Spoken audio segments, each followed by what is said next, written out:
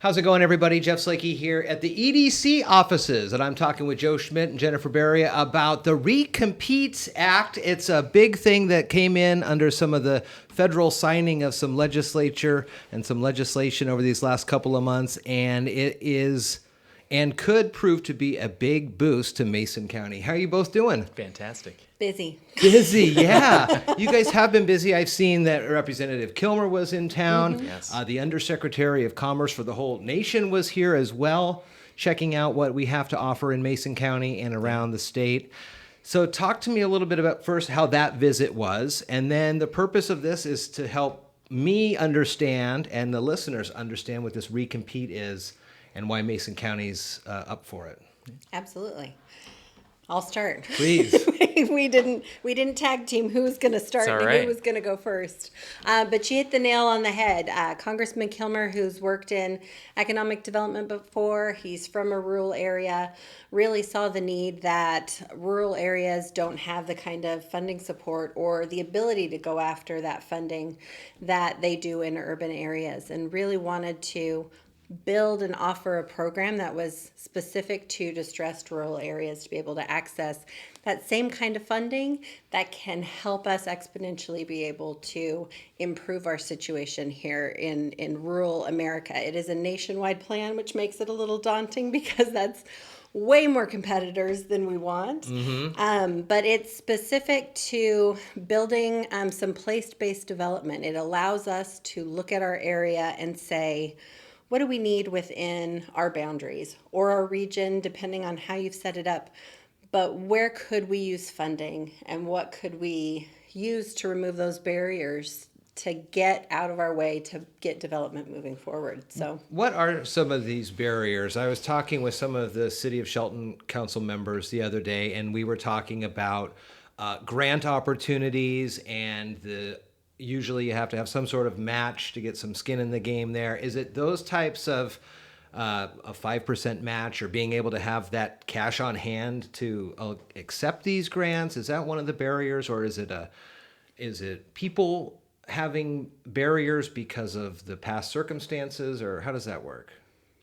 Barriers to entry for some of the federal grants are one of the barriers is grant match money. A 20% grant match a lot of times on the EDA, Economic Development Administration grants, is sometimes pretty tricky for us locally, because a lot of those grants have a minimum ask in like the tens of millions or more. Wow. So it's bigger chunks of capital, and that is where we see the advantage of working with our federal partners and Representative Kilmer, and kind of rolling back to an EDC event we had 3 years ago at the Ridge Motorsports Park, and Congressman Kilmer came out and visited us there, and we had a few minutes to bend his ear, and we asked, he kind of got a chance to talk with him a bit, and he kind of asked the question, what can I do to help Mason County? And we basically said, we need cash. We need a cash injection. We're losing opportunities.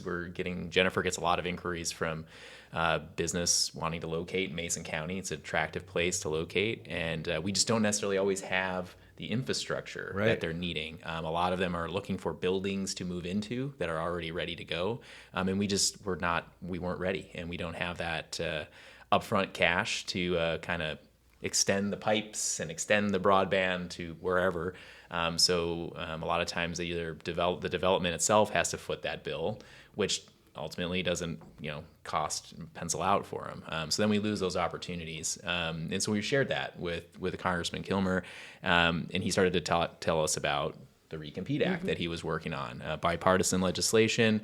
And basically the goal with RECOMPETE is to make it easy for communities like ours, distressed communities, where you don't have teams of grant writers, you don't have huge amounts of cash for grant matches, and have it on a repeatable cycle. So over a period of 10 years, initial financing looked like $10 million a year for 10 years, and that's a huge chunk of money for Mason County. And everything boiling down now, it's not $100 million ask today. It's more about a $50 to $55 million ask, which is still a considerable amount of money for us locally.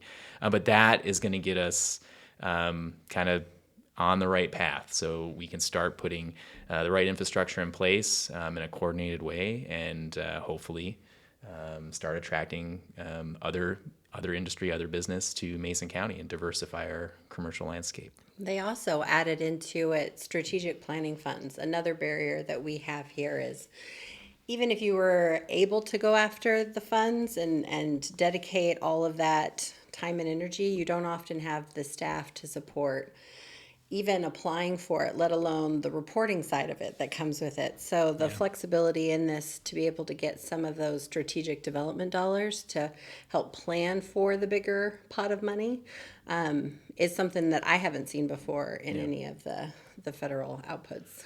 So is this money going to be available to the EDCs, the cities, the county, or are there also opportunities for specific individuals to request this for improvement for their land or something like that?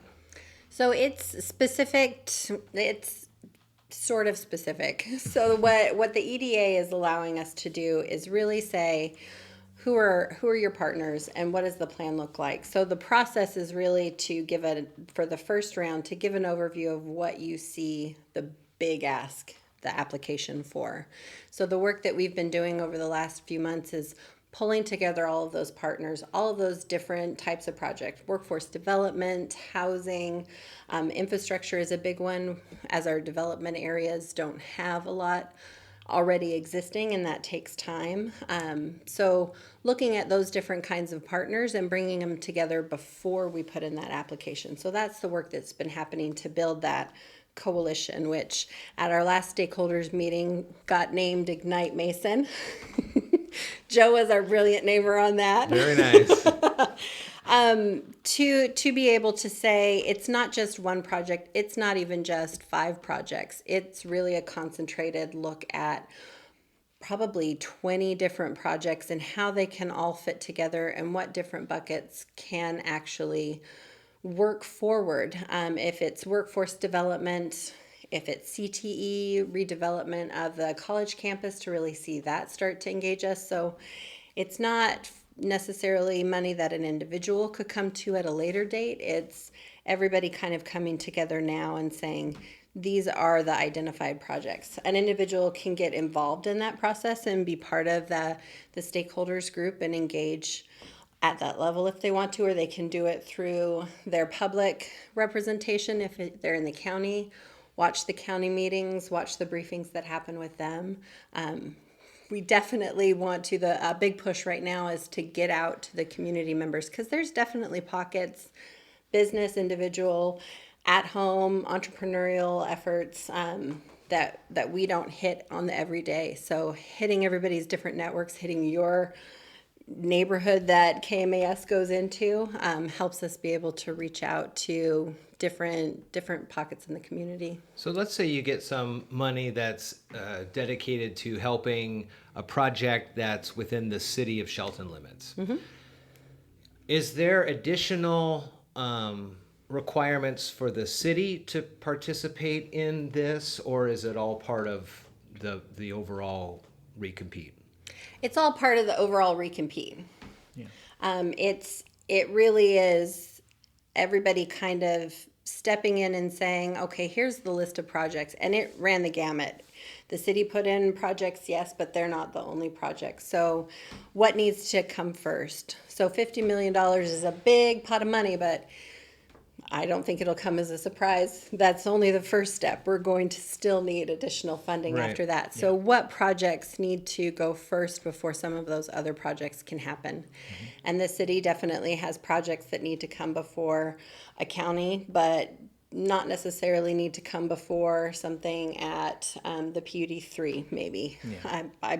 That's not the order that they're going in, but it really is them the partners coming together and saying, we agree moving this forward. It's not necessarily the city's project needs to move forward first. It's which one makes more sense to the opportunities that we have coming in. Yeah. The different areas that businesses are looking at. Does it make more sense to put in this project where nobody's looked, or to put in a project where companies and businesses have already looked? So. And who sits through and kind of prioritizes that list. It's not a first in, first out kind of basis. So if a project does come in and it looks good, who are the stakeholders who move that to the top? Between the coalition members, we have basically like an executive group that is steering this along and working. We are working very closely with, we've retained a consulting firm, the Ridge Policy Group out Thank you of for them. Washington, D.C., yes. One thing we realized, too, is when we were going, even though we kind of initiated the conversation around, we don't have the grant writers and consultants that we can just bring on, but we did realize we did need to fund that, and the coalition members funded bringing on the Ridge Policy Group, as well as a grant writer who's going to work collectively with us and help us basically narrow down those lists of projects and ensure that all of the projects together are working towards one of the areas we're working towards is lowering the prime age employment gap. There's that gap of folks in the community aged 25 to 54 who are of the prime age to be working, But aren't. and just about 70% of those people are actually working in Mason County. So there's a significant number of people that are eligible and capable, to be working in the workforce, and there's not a job locally for them, and so that's part of that diversification of our job market in Mason County, is to try to get more of those people to work, because that will, when they're working, there's money in their pocket, and they'll circulate that capital in the community, which is what we want, and which is good for us. And so that's one of the things with all of those projects. While they may be geographically all over the county and different types of projects, from career and technical education to putting sewer lines in the ground, the goal, though, being that they're going to support those jobs, those core jobs that are going to be sustainable in Mason County for the future, and not just one industry specific like we've been for decades. This was part of the Chips and Science Act. Is that the one the president signed? Yep. So the law's going. What's the timeline on seeing money come in and kickstarting this thing? Well, I'd say the federal government's moved fast, but it's not fast. It never feels fast, but this is actually moving quite quickly, believe it or not, compared to other programs. The first round application, our deadline is October 5th, and we don't have the next deadline in which to move. Once they announce those award winners, you've got to get through that process to be eligible for the implementation dollars, the big pot of money. Right. So my guess is that we'll get the deadline and the next notice of funding opportunity probably February, end of January, February. I'm wondering, because a lot of times we hear about these things that come out and they're super exciting, and a year, 2, 3 years down the road, nothing really happens. I'm trying to remember what it's called. There's like a tax area that near the Port of Shelton. The economic opportunity zone. Yeah, the opportunity zones. Yeah. I remember when that came through, and that was the next big thing, and we were going to be able to really, kickstart the community. And for whatever reason, I haven't seen a lot from that. Yeah. But do you get a sense that this is a good one? This is going to happen, and it's going to be a benefit?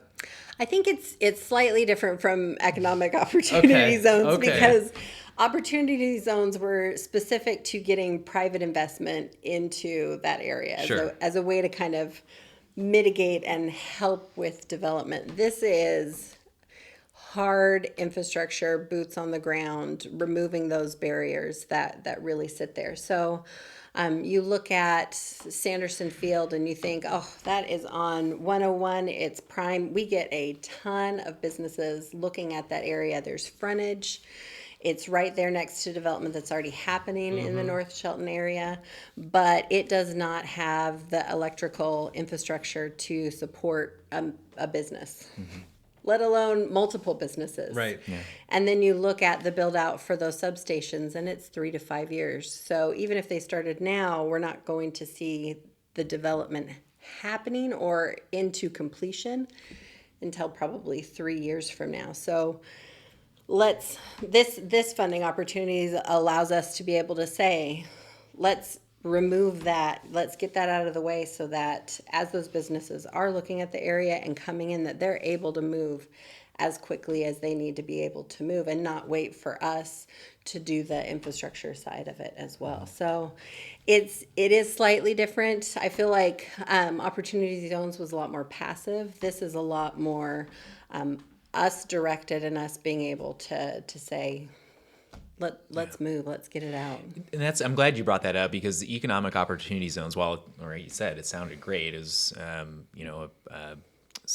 some deduction or forgiveness on capital gains, I believe, and so the investment in there, whatever profit potentially gained, there was a tax incentive for anybody to invest, and we never really saw any interest. I mean, there was some tire kicking, businesses would come and make offers or come up with concepts, but nothing really came to fruition, nothing really serious. And that was a talking point with Congressman Kilmer we did bring up. He said, yeah, even with the opportunity zones, we're still not seeing interest.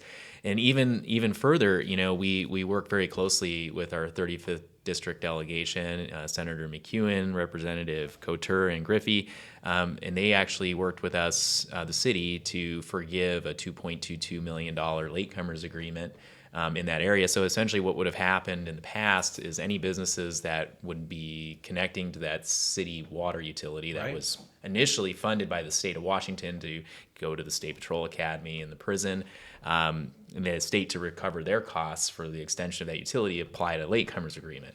Well, we had been hearing for years about the impacts of that latecomers agreement, because that's just another cost on development. And we worked real close with our 35th district, the state level, to get that basically wiped clean a couple of legislative sessions ago.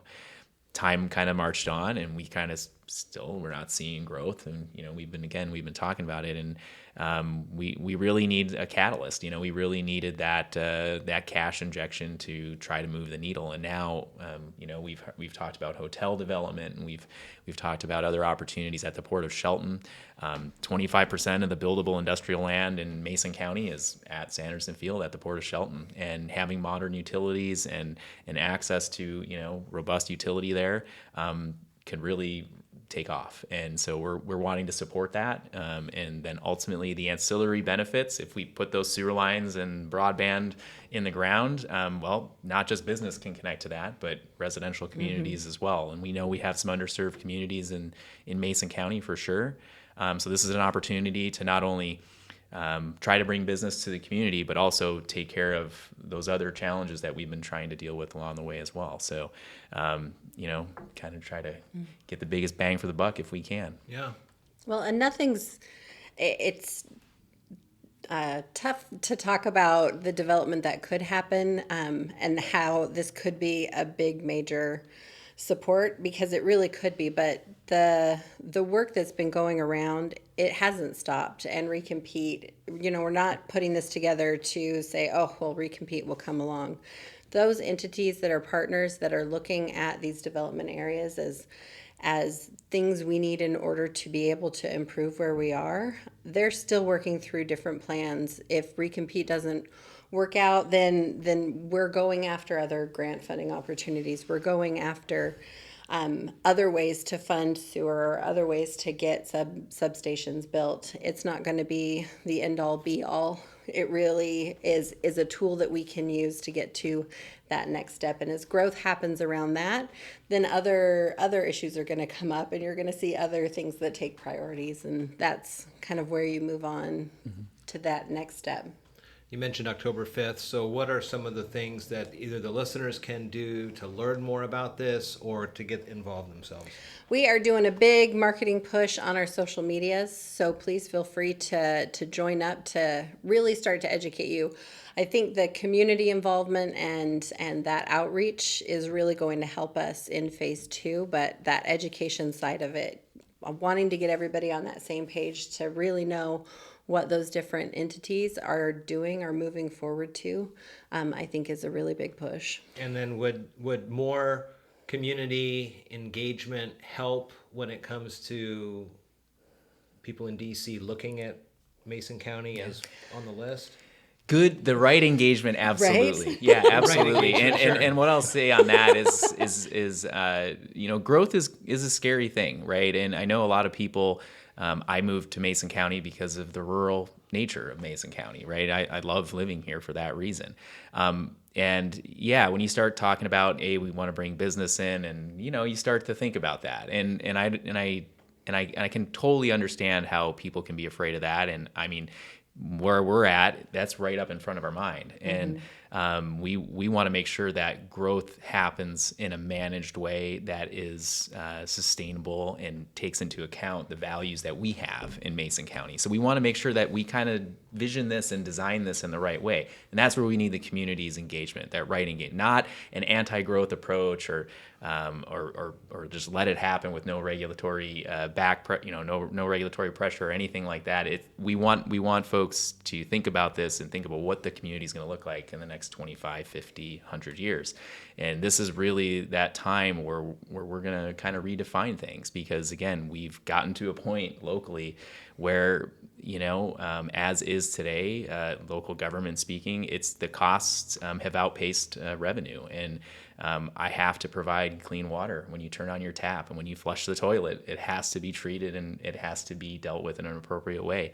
And those costs just continue to rise. And I cannot tax, and we cannot put that pressure back on this community as is. We need some growth to shoulder some of that. And I think, again, if we do this like we're doing today, I feel like we got a good team, good coalition of people, the right values, the right ideas, and I think we'll do this in the right way, and we'll be successful in the long run. It's exciting. Very good. One of the comments we get a lot is our biggest export is our youth. Sure. Is people. If we can't figure out how to create those job opportunities for them to either educate and come back or start their career pathway in at the beginning and work up through, then we're going to continue to export our youth. And the way that we stop that is to build and provide the opportunities for them to look at here. So that really just... Yeah, I firmly believe. Synopsized it well. Yeah, and I do believe, as a goal of all of this, that is actually an attainable goal in the short term. That jobs do come to Mason County. That students are going to graduate from a local high school and they'll get a good paying job, and they'll be able to plant roots here and do what their families did when they were growing up. And that's just a really cool thing to realize is within reach right now. So we'll still be rural. We still will be growing, but we'll be able to support ourselves and not have to worry about losing our most important people. Yeah. Absolutely. It's the RECOMPETE Act. It's all part of the CHIPS and Science Bill that was signed by the president this year, and you can learn more about it. We'll put the links to the show notes and how it is impacting Mason County here with Joe and Jennifer in the EDC offices. Thank you so much. Thank you. Thanks for having us.